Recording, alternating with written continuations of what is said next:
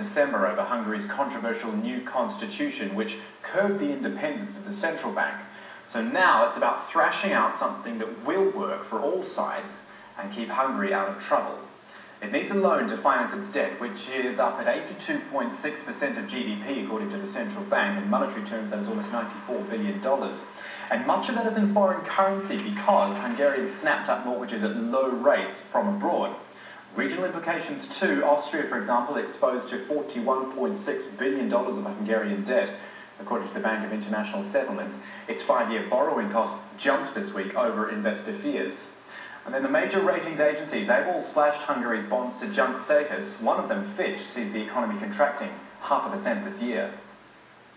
So what is Hungary going to do about it all? Well, we're going to get the word direct from the top now. Joining us from Budapest, Zoltán Cséfalvay is Hungary's Minister of State of the Ministry for National Economy, and we thank you very much for joining us on Counting the Cost, sir.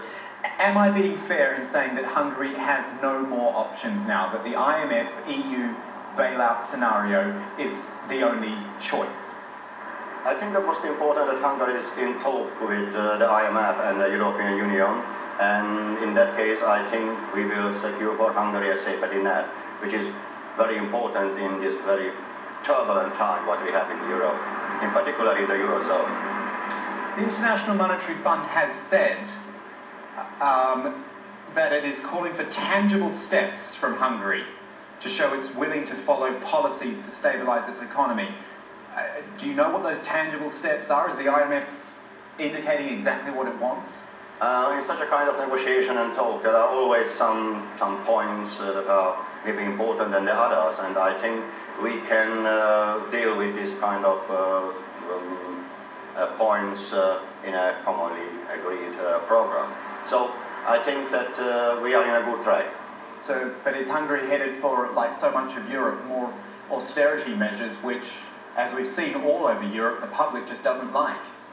Hungary is now in a huge range of reforms. So we are restructuring, for example, local governments, from the higher education, the labor market. So Hungary is preparing the economy to be more competitive in Europe and on the global scale. So that is our main aim. And to achieve it, I think it is important if we have a safety net provided by the European Union and the IMF.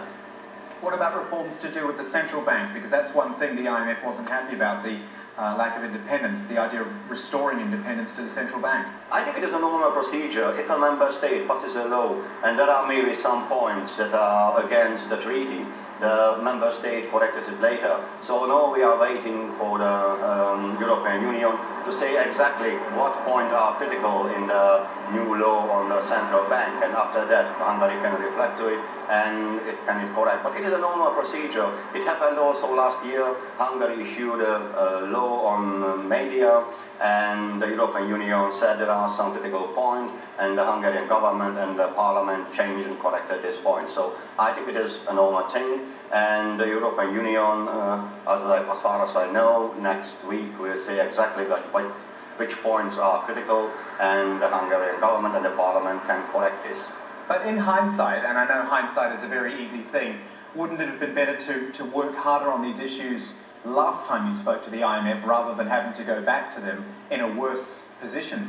I don't think so. Hungary is in a much better position than was 2 years ago or 1.5 years ago. The Hungarian economy grew last year.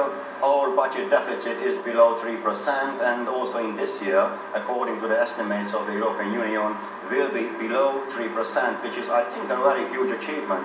Just look at Europe. Many countries are struggling with this kind of problem to achieve a deficit below 3%. So I think we are in the right track, and we have to certainly make more efforts to enhance the growth, but I think the track is right. Let's talk more about Europe, seeing as you mentioned it there, the situation that other countries are in. A lot of your debt there in Hungary is in foreign currency, in euros, which no one probably wants at the moment, and Swiss francs as well. How do you combat that problem? Can you combat that problem? It was, and I can say in part, it was one of the biggest problems we inherited from the previous government, the huge indebtedness of the population in foreign currencies, in particular the mortgages. But mid-December, we made an agreement with the Hungarian Banking Association, and I think it is a very good agreement to share the burden and the risk between the debtor, the state, and the banks. And I think it is one of the really the biggest achievement. How can you solve this whole problem? And I think we find a solution where all the different debtor group can find some way to get out from this trap. Any ideas what that is? You made the point that you inherited the problem from a previous government. If you're in charge now, you've got to find a way to help your own people, the people who elected you. Certainly. That is what we made with this agreement. This agreement was very important because it is not too easy. There is not a textbook solution to it. How do you solve this kind of problem when the people in a country indebted in a foreign currency?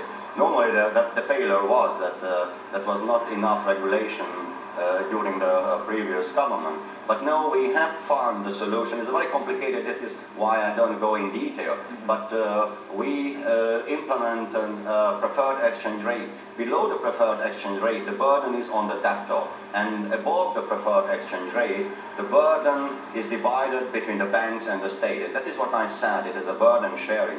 It is the best example for the burden or risk sharing, what we can implement in this very, very difficult problem.